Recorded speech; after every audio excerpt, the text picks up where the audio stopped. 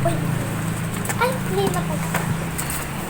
Good afternoon, everyone. Good afternoon, ma'am.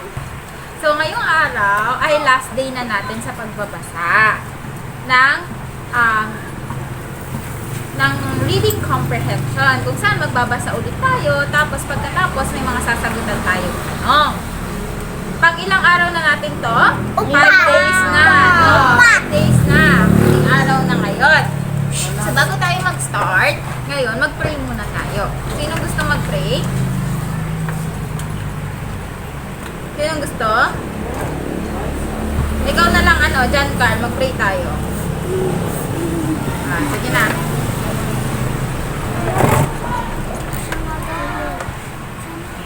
Father, the Son, the Holy Spirit, and Jesus, thank you for this day. Thank you for the lesson that we are about to learn.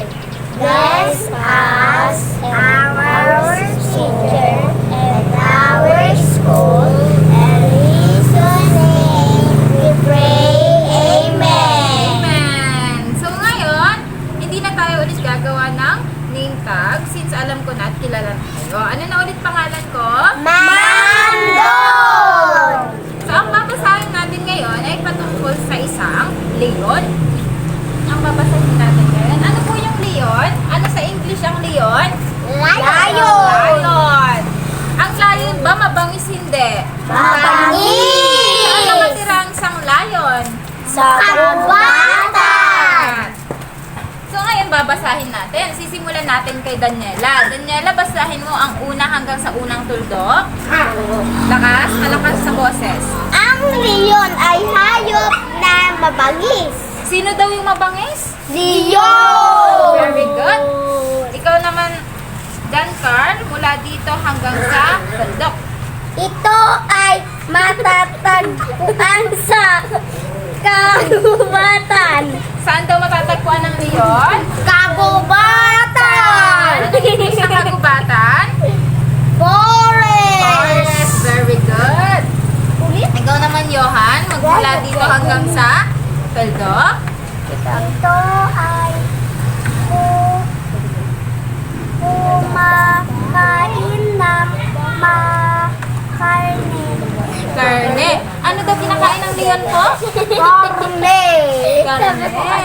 Karne ang kinakain ng mga leon.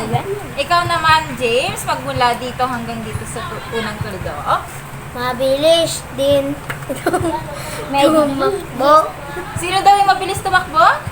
Leon! Good. Ikaw naman, Denver, yung huli.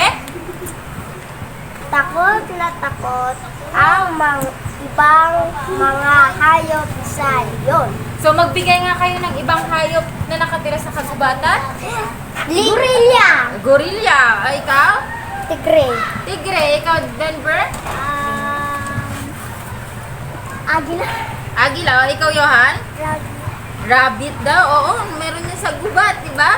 Ikaw naman, John Carl? Anong ibang hayop na nasa forest? Dinosaur.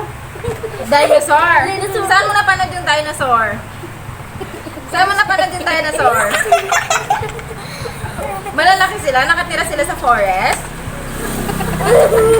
Ikaw, Denver, ano pa? Oso. Oso. Anong English ng oso? Bear. Bear. Very good. So Small ngayon, bear. numberan nyo na yung papel nyo ng 1 to 5. 1 to 5 kasi mag-a-answer na tayo ng mga questions base sa binasa natin. Tapos. Number 1, ang hayop na ito ay mabangis. A. Leon. B. Ahas. C. Pagong. Number 2, ang isang leon ay matatagpuan sa blank. Saan daw matatagpuan ang leon? A. Sa kagubatan. B. Sa katubigan. Or C. Sa kalupaan. Sa kasabaan. Number 3, Pamati na ito. ang mga leon ay kumakain ng blank? A. Gulay. B. Karne. C. Halaman. Naggun-gun ka magkayan! Quiet. Walang maingay, walang tulo. Number 4. Mabilis tumakbo ang mga leon. A. Oo. B. Hindi. Dali mo na pagkakuya. Last number 5. Hindi natatakot ang ibang mga hayop sa leon. Hindi daw natatakot. A. Oo. B. Hindi. Tapos na. Okay, palitan na po sa katabi. Okay, yun. Kung alam ko. Ano pong gagawin kapag tama ang sagot ng katabi? Kotse! Kapag mali, Iyan! number 1.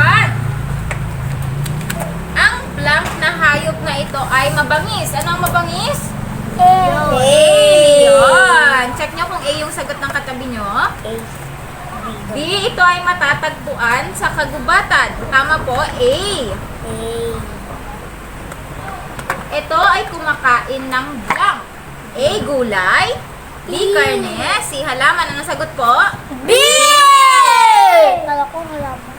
Mabilis tumakbo ang mga leon. Oo, hindi. Oo! That was A. Last number.